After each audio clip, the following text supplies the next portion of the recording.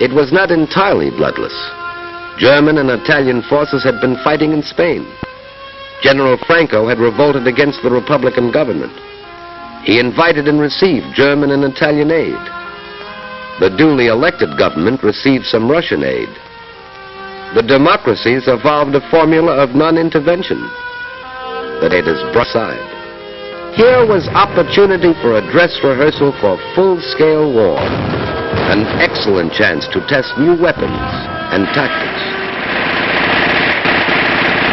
The Spaniards were the guinea pigs, men, women, and children. It was a long war, ended finally by hunger.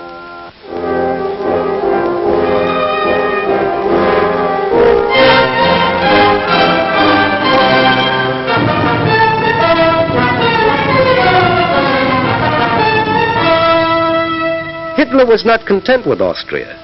At Munich, he had said his theory of race and blood demanded the incorporation of all German-speaking peoples into the Reich. There were those in England, France, and the United States who did not think this an unreasonable demand. Hitler called upon Czechoslovakia to surrender the Sudetenland, that part of Czechoslovakia heavily populated by Germans. France was bound by treaty to the republic created under the old Austrian Empire. France and Soviet Russia were linked in a defensive pact. Great Britain's destiny was linked with that of France. So Hitler, Prime Minister Chamberlain of Great Britain, Mussolini, Premier Daladier of France, met in Munich, and because the democracies of Europe were hungry for peace, removed a thorn from Hitler's side, the Czech army and the Little Maginot Line. Europe breathed a sigh of relief. Mussolini's people were jubilant. They wanted peace. Hitler rolled into the Sudetenland. His people were jubilant. Here was the miracle man, they said. A man who conquered with words. This was a new kind of war. A delightful war. Bands and flowers and parades. A smiling war. A lovely war. Not a shot fired. Not a man hurt, nor a woman, nor a child. War was a holiday.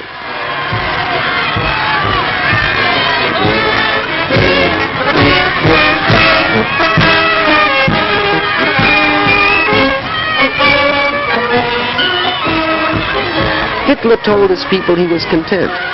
He wanted no more territory. He guaranteed the integrity of the mutilated Czechoslovak Republic. Thereupon he paused to rest, and then marched into Prague. The Republic was destroyed. The democracies had lost a valuable ally. Italy's reward was Albania, again bloodless. Slight resistance. Now Europe realized the hunger of the aggressors could not be appeased. On April 14, 1939, President Roosevelt appealed to Hitler and Mussolini for a 10-year guarantee of peace, and Hitler mocked as he called the roll of his future victims. Litauen, Estland, Norwegen, Schweden, Dänemark, Niederlande, Belgien, Großbritannien, Irland, Frankreich, Portugal, Spanien, die Schweiz, Liechtenstein, Luxemburg, Polen, Ungarn, Rumänien, Jugoslawien. The Reichstag roared. Hitler had signed a treaty of friendship with Poland. He had given Poland a slice of Czech territory. And now it was Poland's turn to ascend the sacrificial altar. The democracies had pledged themselves to come to the aid of Poland. And then Hitler executed what seemed at the time a master political stroke. Having come to power as the savior of Germany from communism, having gained support in certain circles of the democracies as the slayer of the Red Dragon, having built his entire system of alliances upon a worldwide anti-communist crusade, Hitler sent his foreign minister von Ribbentrop to Moscow. Maxim Litvinov's policy of collective security had been scrapped at Munich. Now Russia and Germany signed a treaty of friendship. Hitler's propaganda machine hummed, for even in a dictatorship, masses of men and women must be prepared for war. But Poland stood firm. Great Britain stood firm. Hitler didn't declare war. On September 1st, 1939, he struck without warning, which is the way of the aggressor. You will soon see Hitler's own photographic record of the Blitz in Poland. The formula is simple enough. First, choose your victim. An army still living in the past. Few planes, fewer tanks, outmoded guns and outmoded tactics. Choose an army relying upon courage rather than machines. Then, mass your bombers. Load with your biggest bomb.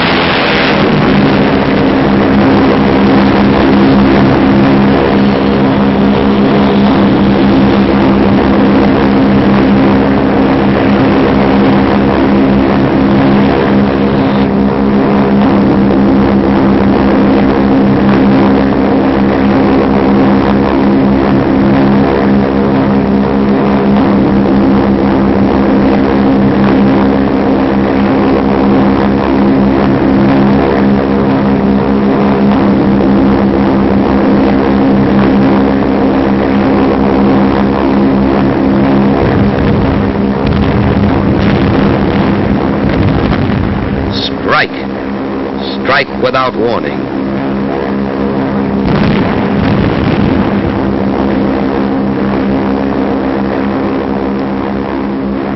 Destroy his inadequate air force on the ground. Blast those who escape out of the air.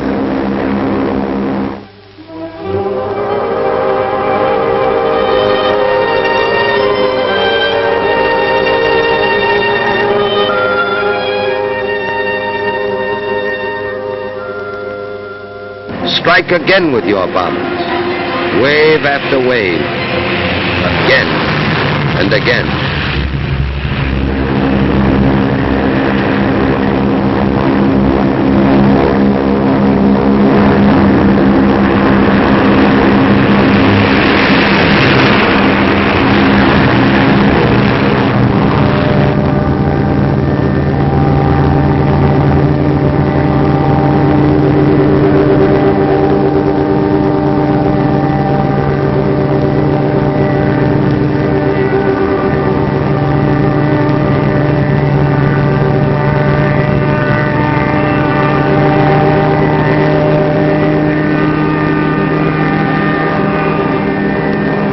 Strike at the railroads, for then the victim cannot mobilize. It cannot move men and supplies. Its armies are isolated.